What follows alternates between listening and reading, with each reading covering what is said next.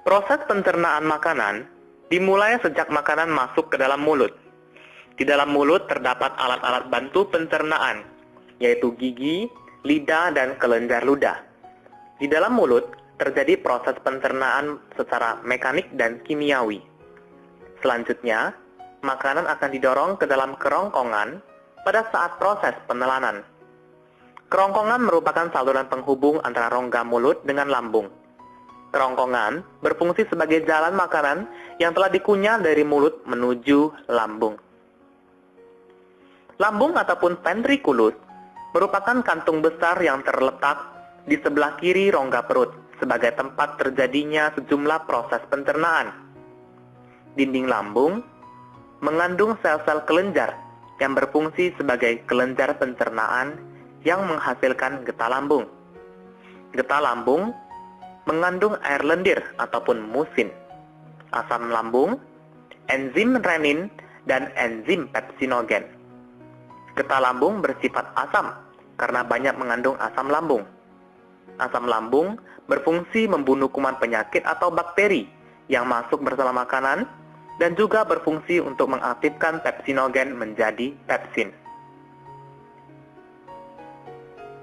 Selanjutnya, makanan sedikit demi sedikit keluar menuju usus 12 jari yang merupakan bagian dari usus halus. Pada usus 12 jari bermuara saluran getah pankreas dan saluran empedu. Selanjutnya, empedu dialirkan menuju saluran empedu ke usus 12 jari. Getah pankreas mengandung enzim-enzim sebagai berikut, yaitu protease yang mengubah protein menjadi asam amino, amilase yang mengubah zat tepung atau amilum, dan lipase yang mengubah lemak menjadi asam lemak. Jadi pada usus halus, seluruh proses pencernaan karbohidrat, lemak, dan protein diselesaikan. Selanjutnya, proses penyerapan akan berlangsung di usus kosong dan sebagian besar di usus penyerap. Karbohidrat diserap dalam bentuk glukosa, lemak diserap dalam bentuk asam lemak dan gliserol, dan protein diserap dalam bentuk asam amino. Selanjutnya, makanan akan bergerak menuju usus penyerapan yang juga merupakan bagian dari usus halus. Pada dinding usus penyerap, terdapat jonjot-jonjot usus yang disebut pili. Pili berfungsi memperluas daerah penyerapan usus halus, sehingga sari-sari makanan dapat terserap lebih banyak dan cepat. Dinding pili banyak mengandung kapiler darah dan kapiler limfe, ataupun pembuluh getah bening usus.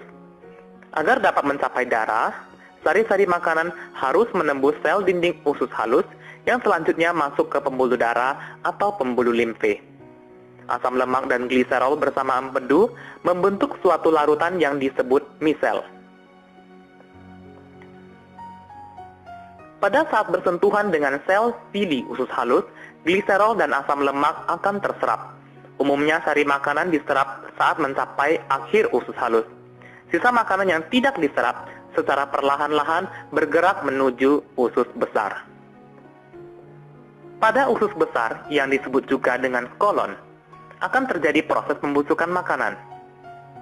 Usus besar terdiri dari bagian yang naik, yaitu dimulai dari usus buntu, bagian mendatar, bagian yang menurun, dan berakhir pada anus. Di dalam usus besar, terdapat bakteri Escherichia coli. Bakteri ini membantu dalam proses pembusukan sisa makanan menjadi feses. Selain membusukkan sisa makanan, bakteri Escherichia coli juga membantu untuk menghasilkan vitamin K.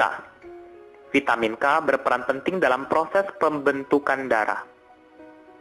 Perjalanan makanan sampai di usus besar dapat mencapai 4-5 jam. Namun, di usus besar, makanan dapat disimpan sampai 24 jam.